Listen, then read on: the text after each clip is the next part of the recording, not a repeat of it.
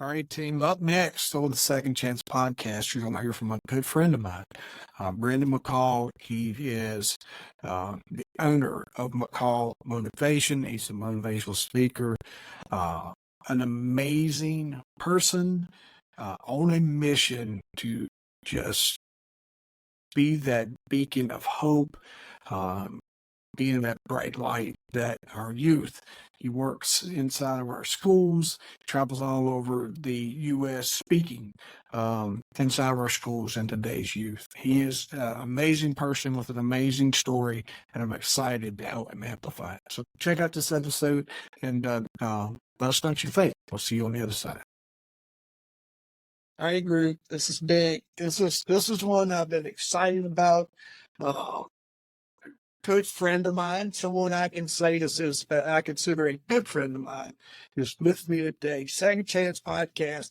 He and I spoke privately multiple times about growing up, about life, about being men, about being parents, and to a passion for motivating others. And today, everyone, this guy is on fire, traveling all over the United States, dropping nothing but fire and value everywhere he goes. He's a life changer, and but he goes by Brandon McCall in person and online. You can find him there. Brandon, I appreciate you being here with me today. You are trailblazing a message that I'm excited to help amplify for you, and then I want to help just deliver this to amplify your message to the rest of the world. You're a motivational speaker now, but here's what I want everybody to know. And I'm privileged in this information. You weren't always a motivational speaker, but somewhere along the lines, life spoke to you. Tell me about Brandon McCall and how you got started.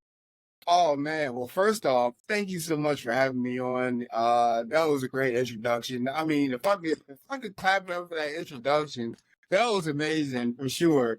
You did leave out one thing. We are the same height. I mean, I think that's what bonds us. I think it's that, and I've always told you I'll open up for you. So I've been working on my opening.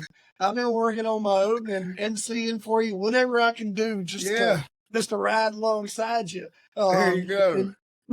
That was awesome. And it's so great to be a part of the of your podcast, The Second Chance. And listen, I've had many second chances. What got me into motivational speaking, honestly, early on in life, I just had a hard time getting connected around the right people, and grew up without a father, single mom, household. My mom actually had me and my brother. My mom had 4 children, and me and all my brothers had different dads. So I never looked like anybody, in my family type of thing, and it was really hard for me to connect. And I remember at an early age, I wanted to help people get through hard situations in their lives. We would go to church a lot, and there was a pastor on the stage, and he had a jerry curl. He had a whole bunch of money. He was helping people, and I was like, man, I want to do that one day. And it was kind of that's where the dream was born. I think I was maybe 10 or 11 years old in 3rd grade or so, and that's where the dream was born. And from there, of course, I had some hurdles and things like that. But right around like 30 or so, I was like, hey, I think I'm gonna go for that 3rd grade dream that I had. So, and it's been great ever since. Yeah, and you started. We're both from the same town here, and we could be doing this in person, but this platform makes it so easy for us to connect because you're busy as well. But you started, and you shared with me before. You're working at a car dealership, and you have this passion for people, and I can't agree more. Folks have passion for people end up in dealerships and sales positions and things along those lines, but your calling was way different. And I remember one of the first conversations we had was you sharing with me just like that power of that connection. You had that one connection, and the lady was like, hey, come speak at my school. And you went over and spoke at that school and delivered that message. So I started off after I graduated high school, barely. Uh, I started working at a car dealership because I wanted, of course, to make some money. At the time, I had already had one child and had another one on the way. I think I was 19 or 20 years old. And I started selling cars, and I did that for about 10 years, working with people, learning people's questions, what made them tick, and things like that. And then after I sold cars, I realized I was like, man, I don't want to do this. Like, this is not as fulfilling as I thought it was. Yes, I'm making great money, but I don't feel like I'm being of value. So I got out of the car sales business and I started doing after school care. I was the lead uh, uh, I can't think of the word now. Hold on, wait. Counselor. I was the lead. We can edit this in post. Not playing. Yeah, a counselor, right? A counselor, instructor. No, it was like a 21st century coordinator. I was the lead coordinator for William Fleming High School here in Roanoke. Yep. And I had all of these high school students from ninth to seniors who would basically come and get information and kind of get tips and tricks and enhancements and things like that on life after school. And I realized in that moment, I was like, oh my gosh, this next generation needs help. Like, Yeah. and not just a little bit, but they just need guidance. They need encouragement. They need words. And kind of that's when I really started to make that turn, getting into public speaking. I started coaching rec football, working with local teams here in the city. And then one student, one of my players' parents came up to me and she was like, "Hey, Brandon, what you're doing is great. The way you're getting these kids fired up and things like that. Do you think you can come to our school and speak?" And I was like, yeah, sure. It's fine. I was nervous. I was so scared. Like, it was so scary, right? I went to the school and it was probably about, 400 or 500 kids there, if I'm not mistaken. And I did the speech, and the news was there. The local news was there, and they highlighted this feature of me doing this speech. I can't even remember really what I said at the time. It's kind of just going off there. I was like, hooray, and happy and stuff. And the news story, they did this speech, and then I get this cold call about 2 weeks later, and it's this gentleman named JC from this speaking corporation. He was like, "Hey, man, I saw your speech. You look great. Is there a way that you can help us finish out the school year?" And I was like, "Yeah, sure." And it did. I started doing speaking engagement with Teen Truth, and then from there, he's like, "Hey, man, I'm getting nothing but positive results back. Do you mind signing a contract with us and you being our best motivational speaker?" And then from there, everything kind of just took off. And I was reminded about that third grade kid that I was sitting at that church saying like, "Hey man, I want to be that guy." And it all kind of came into pass. And it's been a great 2.5 years just traveling around the country, working with students, encouraging them with my story. So that's where you're you leave the dealership, you go all in on motivational speaking, and I speak when I speak. One of the things I lead in with about how we use our failures to help other people succeed. Yes. And our story, like you said, it is growing up and without your dad, and we have that in common, and we've shared that. But using that, but you're also, listen, man, you're also become this beacon of hope, and you become this light of success, and you're able to take that and through these programs. And you're not just talking about, Ray McCall gets on planes and he flies and rents cars and drives to what would be some underserved areas, and going in and just trying to do whatever you can do to make a difference in kids' lives. I mean, Avondale, California. I mean, I'm going into Tucumcari, New Mexico. These places where students are really, really just seeking guidance and light, honestly. And I'm able to go there and share my story, and you would be surprised of the students, that come up and open up to me and sharing their truth with me. as I'm sharing mine with them. And it's amazing. And it really lets me know that um, this next generation needs us. They need us to share our second chances with them so they know that they have the hope to do this, have the same for them. Then they also can pass that baton to their next generation that comes after them.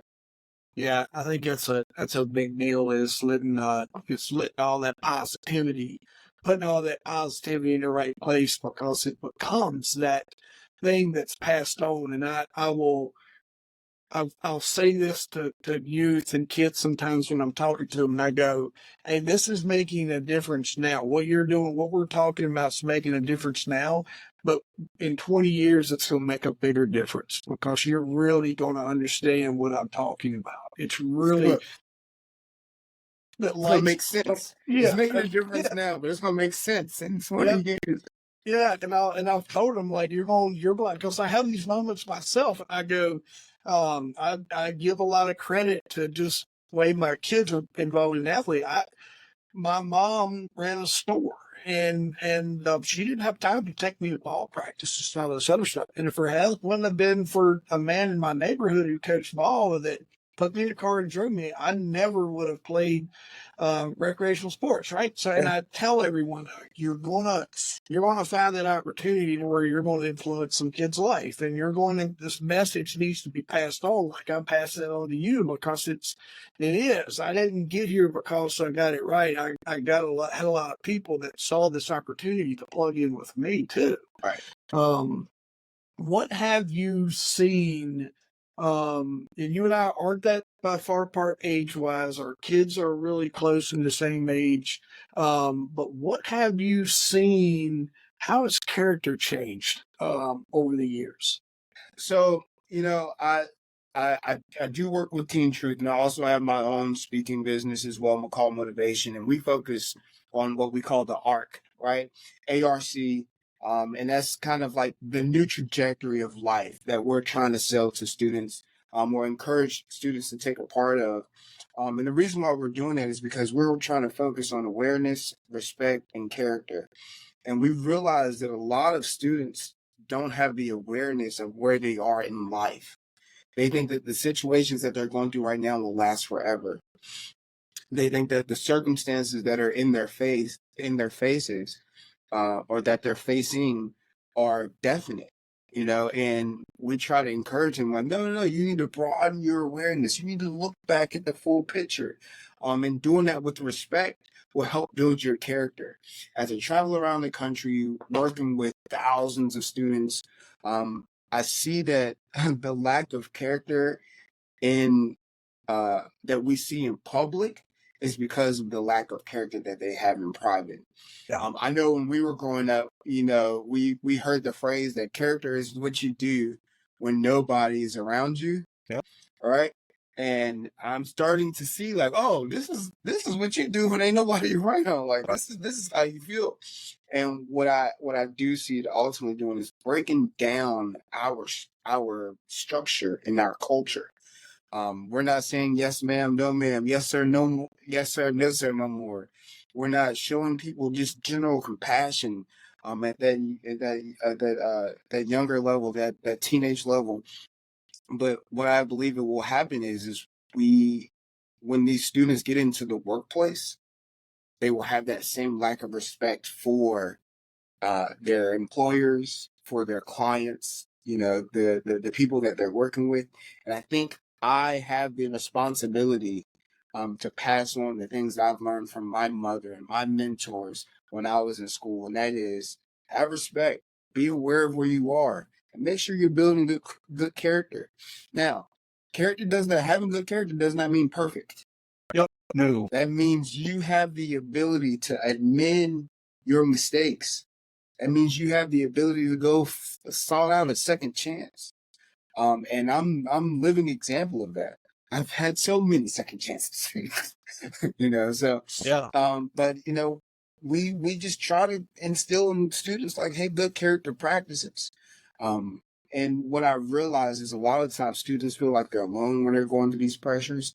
And it's mostly because they don't have the character the good characteristics around them and say, hey, I am struggling, but I'm not the only one. Let me go reach out to this person. Let me go reach out to that person.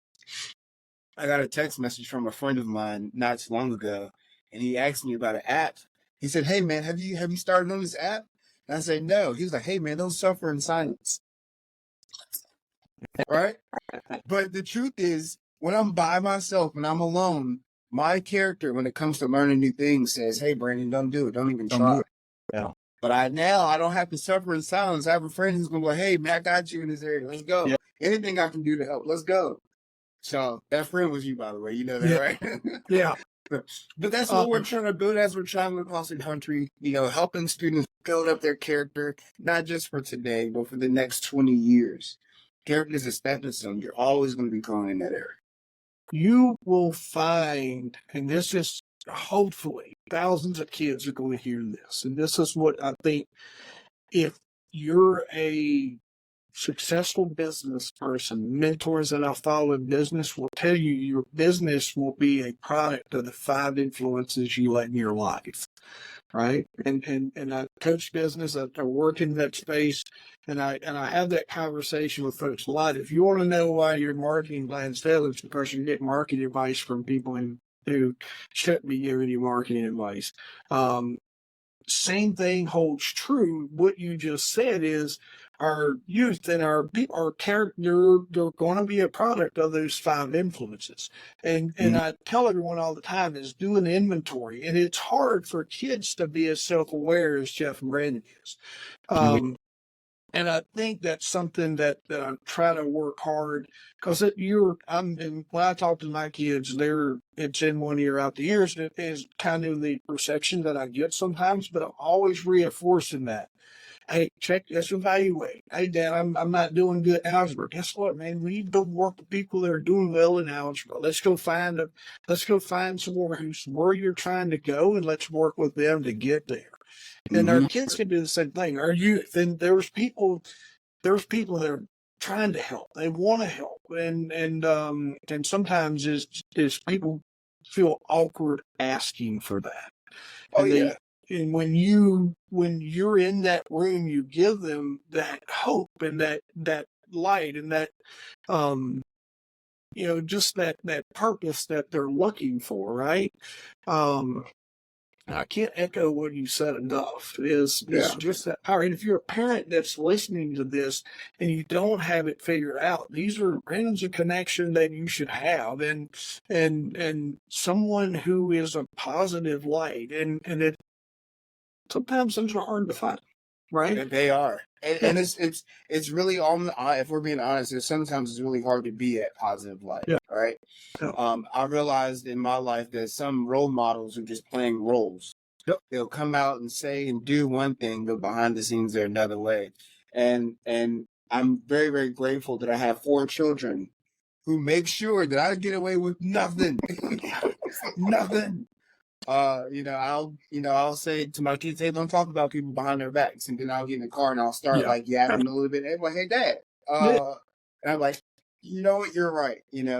But that accountability piece is what's needed for sure. Brandon, I started off this thing with my kids years after they got a little bit older. I realized how much that I was learning from them. Oh, yes. But I learned how much they were raising me and how they were holding me accountable to being that person with integrity. I've always said integrity, like you said, that moment where you're like, hey, we don't talk about people behind the back. You get in the car and then they hold you accountable. Like, no. And I've had to stop and say, hey, guys, I appreciate y'all not letting me slide.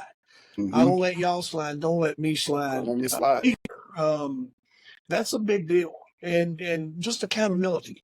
Accountability, and my wife is a huge rule follower, and so is my son and my daughter. We skirt around, we tiptoe amongst everything. But just following, operate within this ditch line, just what I like to say. You can get over, you can kick your dirt up, but you got to come back in the lane. You got to come back in the middle. And that's what I'm trying to be. I'm just trying to be a guardrail. Yeah. I don't hold you to the fire. I'm just trying to be a guardrail for you to be like, oh, hey, yeah, I can't. I'm on the edge right here. I'm on the edge right there. And what I've learned working with students from all different parts of the country is that a lot of times they don't share because they got the wrong advice from Yeah. adults, Yep. right? The adults who would say one thing but then do another, right? Or they don't share because their truth is shut down in those tough moments, right? And I tell students all the time, hey, bro, hey, sis, I'm not here to judge. I'm here to let you know what's going to happen, though, you know? And I've been in those places too. So it's about modeling the role that you're playing, not just being a role model. My son had a teacher, and she doesn't do. My son. I had him write a little bit of a code, right? Of just a little bit of a code of just something to follow and something that would help keep him honest to himself. And when he started backsliding in school a little bit, and we went for a meeting, they were like, well, he's doing this. I'm like, well, you just need to remind him that he's not operating within his code. And she was like, she really liked that principle, but she also taught me, um, they let kids make their own choices, but if you don't want to do the work, it's fine. It's up to you. It's your work to be done. We just understand it comes with consequence. So I'm seeing a lot of teachers now do a better job of teaching consequence. And, Right. right, we used to teach a lot of right and wrong. Now there's a little bit of just moment of consequence. Okay, let's hang on for a second, real quick, and we'll hit pause. Looking, if you really are enjoying this episode, make sure you head over to Instagram, McCall, MCCALL_speaks. This Instagram, McCallmotivation.com or teamtruth.net. Those are all the two ways that you can connect with Brandon. He has a life-changing message. He is just on a mission to try to help as many people in his everyday that he can. Also, you can book me. Head over to my website, www.rabason.com. You'll see a little speaker inquiry form at the top of the page, and then give me a follow. Make sure you follow along on my Instagram. I go by Jeff, RABASON, at Jeff Robinson. It's my Instagram handle. I'm always dropping some value over there for everyone, so I appreciate it. Thank you for listening. Let's get back to the episode. All right, welcome back, everyone. I'd sit down and meditate, catch my breath after 20 minutes of Brandon just dropping the fire. If you are struggling, if you are, this is a guy that you make sure you follow him. Make sure you get his social medias at the end here as we're wrapping up. But this has been just great. But one thing that is on my mind, because I think success leaves clues, and you'll hear a lot of folks say that, but I think failures do too. Brandon, in all your travels, and like we said, you get to go all over. What is there one thing that you see that's consistent in all the schools you go through and the youth that you're working with? Is there one thing that's consistent that stands out? Oh yes, I mean, I think the biggest thing is, especially with teenagers and young adults, students are struggling with pressures. The pressures to fit in, the pressures to get the good grades, the pressures to wear the right clothes, relationship pressures. Uh, some students will come and talk to me about their parents, going through divorces, or some students growing up about their fathers, and they just don't know how to deal. They don't know how to work through. They're living with their grandparents, and they're facing these pressures. And sometimes under all these pressures, they begin to lose hope. And it's really tough because when you see a young person who feels hopeless, they feel like they're the only one that's going through that pressure. Yeah. And it's not true. Interesting story. I was in a youth summit in the Midwest, and I was working with these students. And we were talking about the pressures of life and things like that. And this little short, I think she was maybe a 10th grade black girl, perfect hair and all this kind of stuff. She had everything together. She was a cheerleader. And she said, my parents are going through a divorce and I really don't know what to do. And these big old crocodile tears just started pouring down her face. And this big old probably like 6 foot white kid, scruffy little beard. He was a senior. He stood up and he said, "My parents went through a divorce last year. I know how you feel." Yeah. And he went over and he hugged her. And that's what that whole leadership was about. That whole leadership session was about. Yes, we have pressures, but we don't talk about those pressures. We try to talk to adults, but they're too busy. We try to talk to our parents, but they're in the midst of it. So they can't get through it. Whatever that pressure is, they just don't know how to connect with it. So teaching students how to deal with these pressures with one another in a safe way helps them connect with each other in a different way. So student pressure is the biggest thing that students are facing, especially post-COVID. You hit something earlier too, and I think we could do a better job of amplifying this. And I've said something similar to my kids recently, but your situation right now is not going to be the situation in 5 years. Mm-hmm. It may not be the situation 2 years from now. I had a young lady that came to work with us at my gym, and she was kind of just trying to figure out life. She leaned in on me and the wife and just had some questions about, I'm at this crossroads, I need to do this. But she said something one time about the certain influences. Her parents said, obviously, we want that. But she made the comment, she goes, I'm at the age where I love my dad, but also learned that my dad's way it's not always the way that I want to do things. And I'm at the age where I already respected him. He has to already respect me now too, right? So, Yes. and I tell a lot of folks that when you get into this split home thing, is a lot of times it lets me. I know that coming from that, I know my dad growing up, being in those situations like that, I know that it really helped me realize what I wanted to be able to do for my kids. And I Mm-hmm. knew how important that when I finally got to that point of, okay, I'm going to be a dad, is like, I gotta be a dad. Yeah. And I have to really take all of those lessons that I learned and apply those now. Um, and I share with them. And I communicate with my daughter is in middle school. And middle school for me was hard. It was in 86. I'm older. But in 86, my grandmother did suicide. And I was coming out of sixth grade. And I found her. And I lived through that moment. And then I go into middle school. And growing up here is there was in my county that I grew up in, there was one middle school and one high school. So every kid in that community gets in one place. It was so big that I never saw any of my friends that I had from elementary school. Wow. And so I just lost. I was I had sixth grade that ended, dealing with stuff at home, um, all those little uncertainties, and then just living a little bit of chaos through family and all the other things that I thought was the normal, right? And I thought that the way I was living was normal when I got to school. I was just trying to find. I went to middle school looking for a new identity. I was looking for something to help alleviate, and I didn't find it.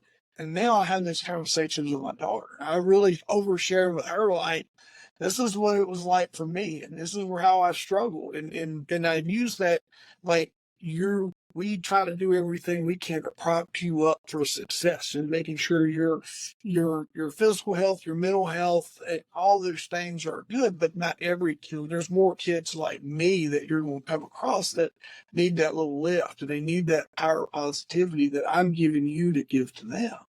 Right. But it was hard, Brandon, like just going into that.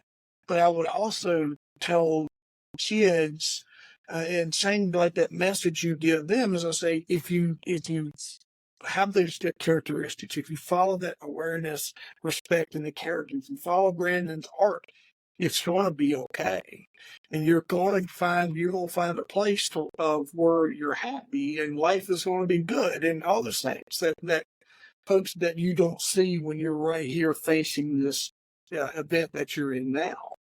For sure.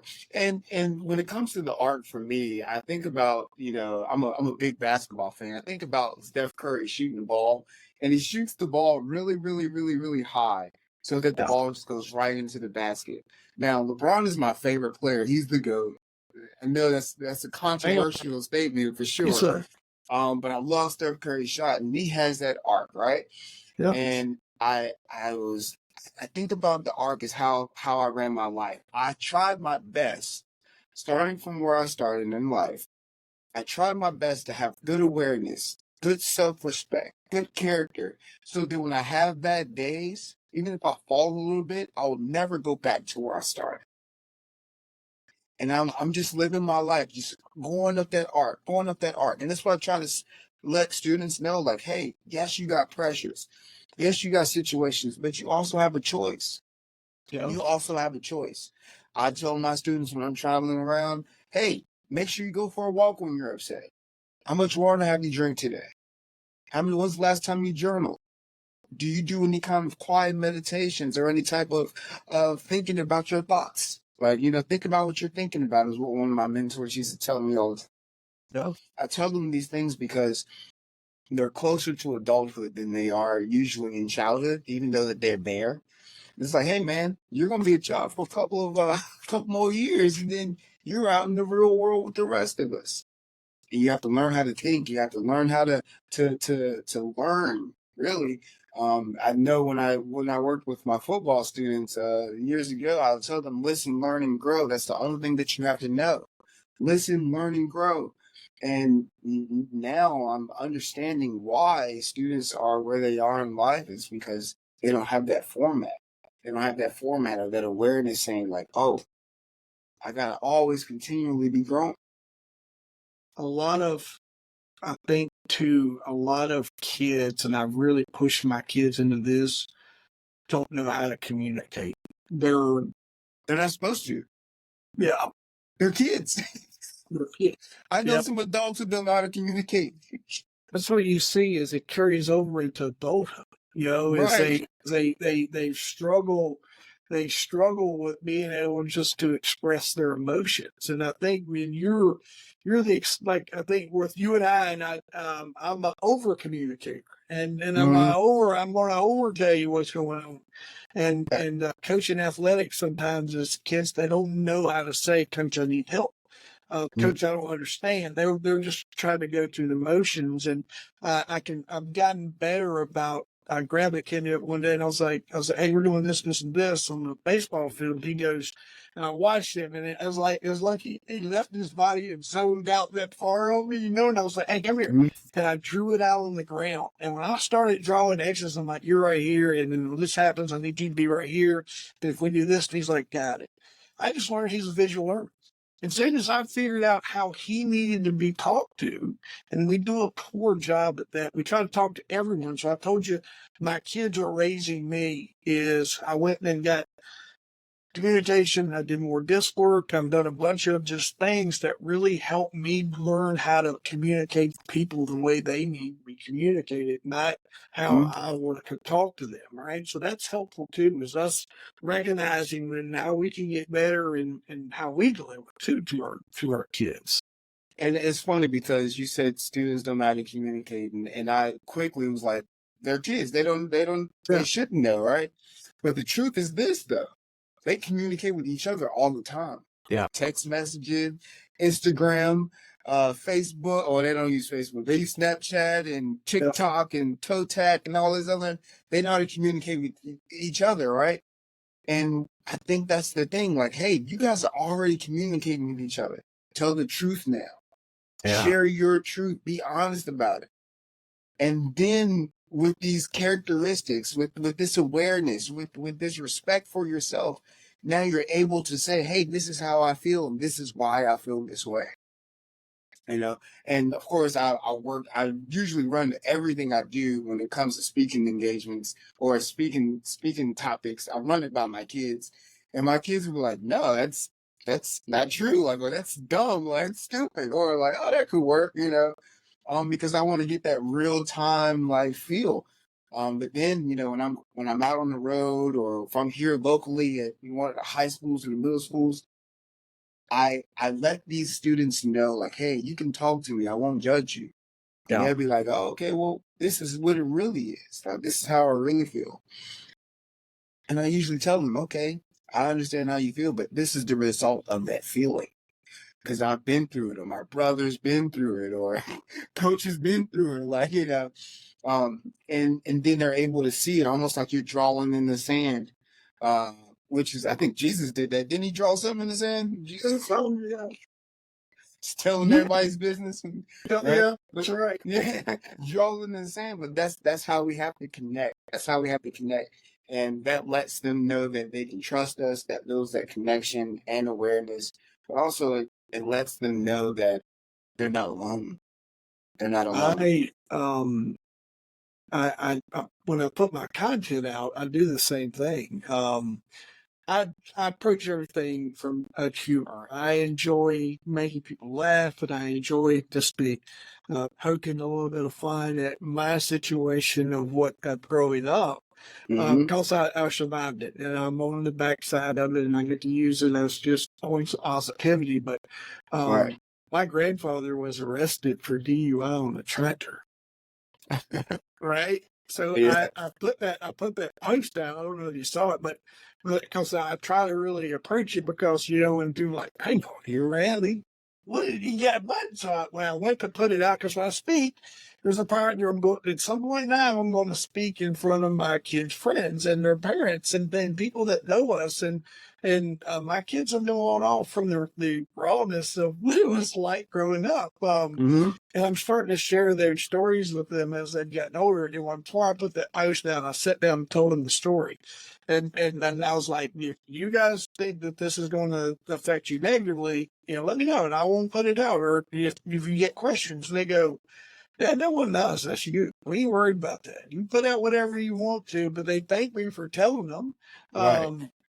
Um, just because I can tell you when that happened, um, that was hard going to school because the kids wanted to talk to me about it, and they poked a little bit of fun, and Yeah. it was not the most pleasant thing for me as a kid to deal with. Now I laugh about it, but it was over. I'm learning now in some situations, I have to tell students how to play. I have to teach them how to play. Like, hey, uh, for example, I had a kid who was getting bullied, right? And he was like, how do I stop these bullies? And I was like, well, what are they saying to you? He was like, they're calling me this and they're calling me that. I said, next time they call you this and that, laugh. Like, laugh. They're like, oh, I am short. Or, oh, you have messed up teeth, right? And he was like, okay. So then he laughed. He came back to me a couple days later. He's like, I laughed it off. I was like, well, what did they do? He said they just started making more jokes. After I laughed about it, they started making jokes on other people. I said, Yeah. okay, now they're trying to be your friend. He's like, really? I was like, yeah, they're trying to be your friend. But you can't joke back on them yet. Like, you can't say nothing yet. Yep. He said, okay.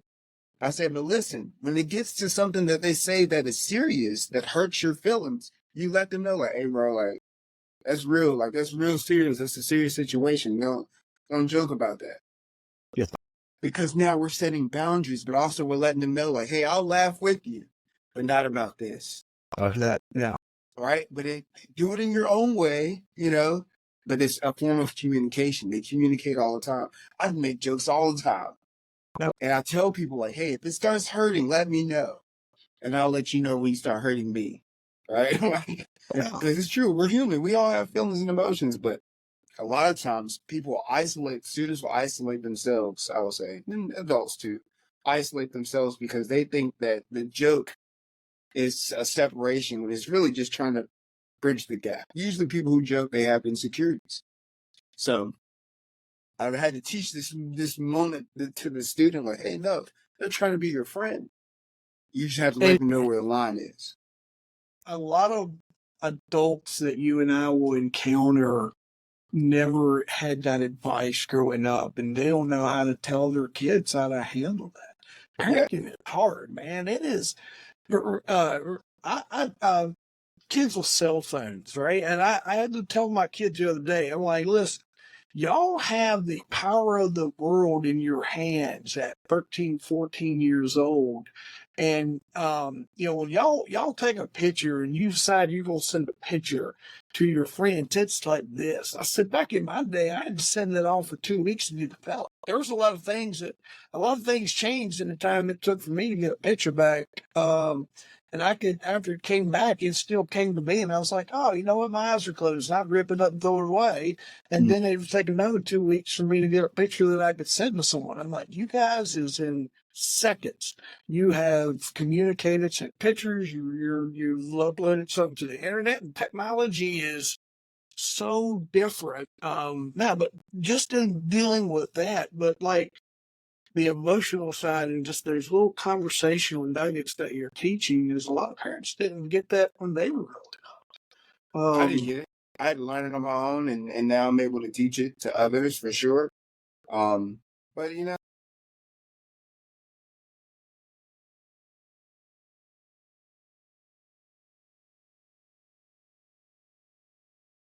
that's the life that they're in. That's the situation that they live in, and we have to kind of just like adapt with it. We have to be like, hey, let's get it, let's go, let's move. This is how you deal with it quicker. So, but it's one of those things. You you are going to kick off this school year and you've already got some plans laid out. Yes. You probably got some room on your schedule. You have your McCall's group on Instagram. How can people and that's something that I think is a great place for people in the world. You're on Instagram and you're very active in your content. Yes, you're right. I do kind of hold you accountable to that because I look forward to it. Yes. If you're not on there, I'm on your butt about it. But Yes. you've got. I want to cover a couple things here as we're wrapping up.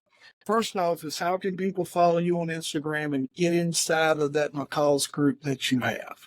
So my Instagram is McCall_speaks, which is really awesome. And it's more so geared to middle and high school students who have Instagram as just a positive outlook on Instagram for students to have. So basically, when I come to your school and I do a speech, you get little nuggets of that speech throughout the entire school year.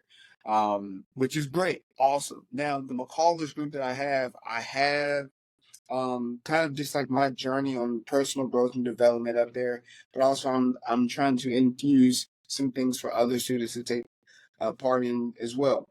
The issue that I'm facing right now is, well, the opportunity I'm facing right now is school is right now about to start.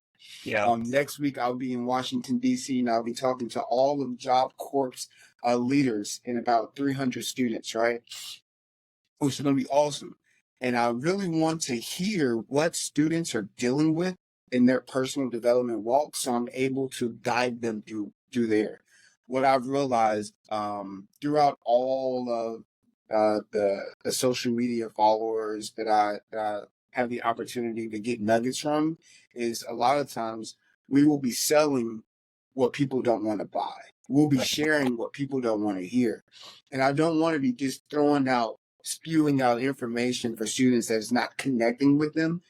And I want to hear from them. And what I started noticing was more people were interested in my life than taking benefits in their own lives. So I'm gearing to like getting back on the grind in that format. But I want to, my heart honestly is for the students.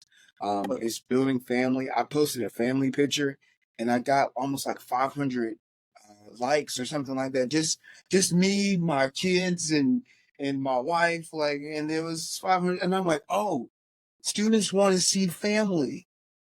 Duh, like, maybe if you don't have a family or if you do have a family, they just want to see family. And I was like, okay, cool. That's a nugget. All right, how do you build yourself in this family? So like that's what it's all about there. That McCallers link, I'll be posting up next week for more students to get into. And I want to give you guys some dope context and information that you're able to use, not just stuff that you're gonna be like, oh, that's not for me. That doesn't work for me. I want you guys to be like, okay, let's get it. Let's go. So, I think that's the cool part is you're going to go on what I would call a tour this year, and yes. you're only going to reach a fraction. We're talking the drip in the bucket of the people that need to hear your message, and the more folks that we can push into your group that can hear these messages that you put out every day, and that light and that beacon of hope, and knowing how passionate you are about this mission that you're on. And then you have your website where folks can book, or can connect directly with you as well. What is Yes. that? That is McCall Motivation at .com, McCallmotivation.com. McCallmotivation.com has all the information about the ARC and what we do and how we do it. Also has the private sessions that I do called Empowering Mind that I do with the youth, almost like growth and development leadership sessions. We also do camps every summer with football, which we had to cancel this year. Oh man, I was so bummed out about that. Vacation Bible schools were just going at the same time, so we couldn't compete, which is great as well. But also you can reach out to me at teentruth.net. Teentruth.net. They do more of the social and emotional awareness part of my speaking that I do, which is awesome. They're amazing. A big shout out to teentruth.net. And that's usually how you can reach out to me. Instagram is probably the best way. I love Instagram. I'm working on my TikTok. It's not a VA or it's not an admin. It's Brandon. You text. This is that guy. It's just me. It's just me. And it's amazing. It's funny because when I talk to superintendents and I talk to admin and things like that, they're able to take off their masks too and show who they really are. And I'm like, yo, the kids want to see this. And they're like, no. I'm like, no, you're letting them know that you're human too. So, either way, it's a blessing. And I'm just glad to share my piece and share my little nuggets of life to the next generation. You are absolutely, and I'm going to close you with this. And when you say, you said it, and but I want to explain to you my perspective on why. And when you share that picture with your family and you share that everyday behind the scenes of life is they connect that with your story, and you are absolutely as real as they. You're walking through a baseball field while the track kids are practicing, and they're getting ready to do a foot race, and you're like, all right, y'all ready? Let's go. And you foot race these kids like boom.